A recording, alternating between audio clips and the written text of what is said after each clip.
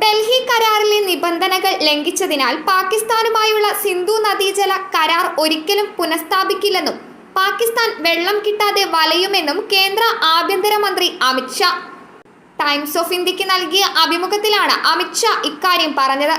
കരാർ ഒരിക്കലും പുനഃസ്ഥാപിക്കില്ല. അന്താരാഷ്ട്ര ഉടമ്പടികൾ ഏകപക്ഷീയമായി റദ്ദാക്കാൻ കഴിയില്ലെങ്കിലും നിർത്തലാക്കാൻ ഇന്ത്യക്ക് അവകാശമുണ്ടായിരുന്നു. അത് ഞങ്ങൾ ചെയ്തു.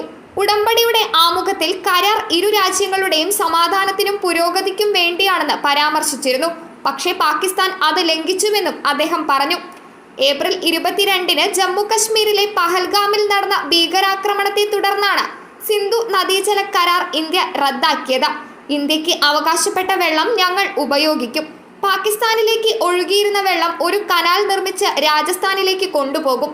വെള്ളത്തിന്റെ കുറവ് പാകിസ്ഥാനെ ദുരിതത്തിലാക്കുമെന്നും അമിത് ഷാ കൂട്ടിച്ചേർത്തു.